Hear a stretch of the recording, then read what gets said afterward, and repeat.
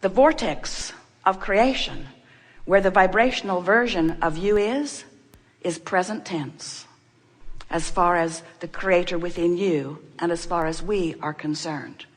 When you ask for it, it's present tense. But you, bless your hearts, you've gotten so good at exploring the manifestation that you don't want to call it present tense until it's in your driveway. You don't want to call it present tense until others can see it. And we say, oh, it's so slow to have to wait for everybody to be able to see it. It's easy to tune in to stuff that's manifested. So what preachers and teachers have been saying to you for a long time about faith really applies here. Because what faith is a vibrational attitude. What faith is an awareness, a vibrational focus, an attention to what's in this vortex of creation. And if you can focus upon what you've asked for and no longer beat the drum of why you ask for it. I want this magnificent thing because it's so awful not to have it. And because it's so hard over here without it. And because I deserve it, I really deserve it, even though I don't have it, I deserve it. And we say all of that drum beating from the perspective of what is not yet manifested holds you in a holding pattern that will not let it manifest. You have to let go of the absence of what you want before the presence of it can feel into your experience, you see. We want you to feel the reality of this vortex of creation. This is vibrational reality. We're not making this stuff up. Everything that you see that is manifested was first vibrational reality. And once it's been vibrational reality, everything that you see is first a thought upon longer until it takes form. Everything that you see that is manifested was first vibration.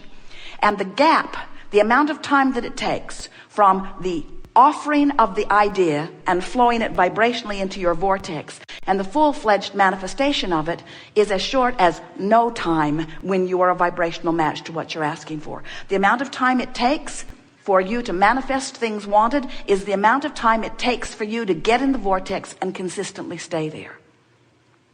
So when we say to you, which will be the answer to every question that you ask today, it would be very boring by the end of the day. Go to the vortex, go to the vortex. And so some will say, well, what does that mean? And we say, it means stop doing whatever you're doing that's keeping you out of the vortex. What do I have to do to get in the vortex? Nothing. Well, then how come I'm not in there? Because you're doing stuff that holds you out. Okay, so what do I have to do to get in? Nothing. Well, then how come I'm not in there? Because you're doing stuff that keeps you out. Abraham, are you deaf? Can't you hear what I'm asking? I'm not in the vortex. How do I get in? What do I have to do? Nothing. But you have to stop doing that thing that's holding you out. And your question is fair, because we've never seen anyone who could just stop thinking that thought. Because when you say, I'm not going to think that thought anymore, you're thinking that thought you're not going to think. I'm not going to do that anymore. Have you ever done that? I'm going to quit smoking. Sure you are. I'm not ever going to eat that again after this one. So what you have to do is start doing things that allow you vibrational proximity to the vortex. This vortex that spins in a place of pure positive energy, what that means is no resistant thought. In other words, when you say, I really, really want, what do you want? Call something out. I really, really want $100,000. I really, really want $100,000. That, if you could leave it right there, is a pure thought. But if your sentiment is, I really, really want the $100,000 that I don't have, not a pure thought. When you say, I want the money because I need it, not pure. I want the money because it is exhilarating and because it gives me freedom and because I can do this and this and this. When you talk about what you want and why you want it, it is usually a purer thought than when you talk about what you want and where it will come from and when it will come and who will bring it and how you will get it. In other words, there's a lot of things you do in your action-oriented exposure to life that hold you in vibrational patterns of disallowance. So we call those vibrational patterns of disallowance resistance. resistance to the natural flow. And whenever you got resistance going on, it's indicated to you by your emotions of resistance. And emotions of resistance are always negative emotion. Emotions of resistance don't feel good, and emotions of allowance feel better and better and better. So if you have an emotion of resistance, so you're angry or frustrated or fitful or worried, when you feel worried, that means you've got this residual of resistance going on that is keeping you out of the vortex. And so you walk around not in the vortex, so comfortable with not being in the vortex that you don't even know what you're missing. But when you take the time to focus yourself into the vortex deliberately, into the vortex where your clarity is and where your exhilaration is, where your perfect rendezvous in every moment with everything that you want, where the universe is able to give you in moment after moment so much full life experience that you wonder why you would ever step out of the vortex.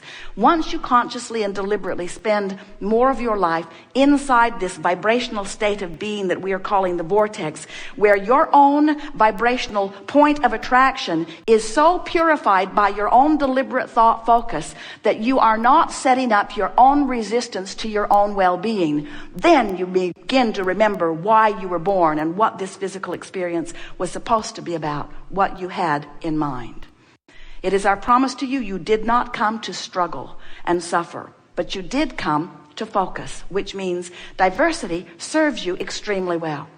But the key is, once you know what you don't want, which helps you to clarify what you do want, give your undivided attention to that.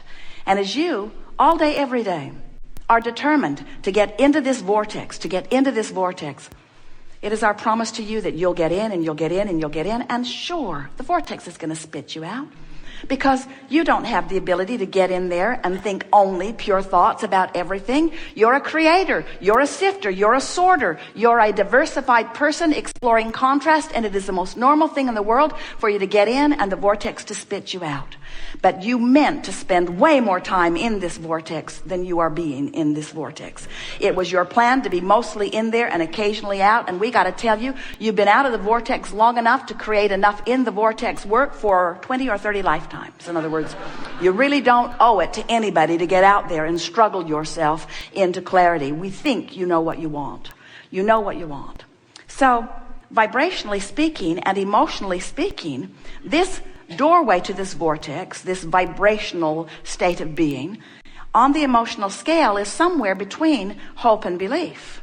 In other words, if you are in despair or anger or revenge, you're nowhere near the vortex. And even though who you really are is in there and law of attraction is calling you home, you've got enough resistance going that you're not going easily. And that's what negative emotion is. Did you get that? Negative emotion is the larger part of you calling you, pulling you, but because of your resistant stance, you're not going easily. Oh, you're going. Because when you croak, in you go. You're going. You're just not going easily. And the fact that you're not going easily is why you have those hurtful, painful emotions that can even turn into illness. Resistance is only and always, only ever about, did we put enough in that to make you only ever, always ever, only, always ever. Resistance is only, always, ever, eternally about, it's only ever about you having a vibration that doesn't match what's in there. So you hold yourself out with your own thoughts, which means nobody else, not the economy, not the government, not the other political party, not the other religious groups, not the opponent on the football field, nobody, not ever is the reason that you are not having the success that you want, because no one can keep you out of your vortex but you. Unless you want to say, oh, they were there and I saw them, and because I saw them, I didn't allow myself into the vortex. So they really should be different, because I might see them again. I don't have the ability to focus. I just look around everywhere. And I might see something that might hold me out of the vortex. So it seems to me that the best plan of action, this is what humans say, seems to me that the best plan of action would be for us to all get together and decide what the perfect one way of life is, and then we'll just make everybody be it, and then it'll be a lot easier. And we say, How is that working out? There has to be some logic that lets you know that if you need even one other person to be different so that you can get in the vortex and be a match to what you're asking for, you're going about it in the wrong way, because you can't make them focus long enough. Do you have a teenager? You can't get them to hold you as their dominant intent. Isn't it, or wasn't it, maybe not for you, but many of you feel shocked that others would have the nerve to care about their life more than yours. I don't think that guy's giving me the best deal he could give me on this purchase. It's like he doesn't even care about me. And when you finally accept that every person on the planet is selfishly oriented, every person on the planet is making their way to their own vortex, and all you've got to do is find a thought that lets you in. Think about the alternative. So you get up in the morning and you really don't want to go to work, but that's the way you make your money for now. So you think, well, in a perfect world, I'd fix that. So I wouldn't go to work. I'd just have my own money coming somehow.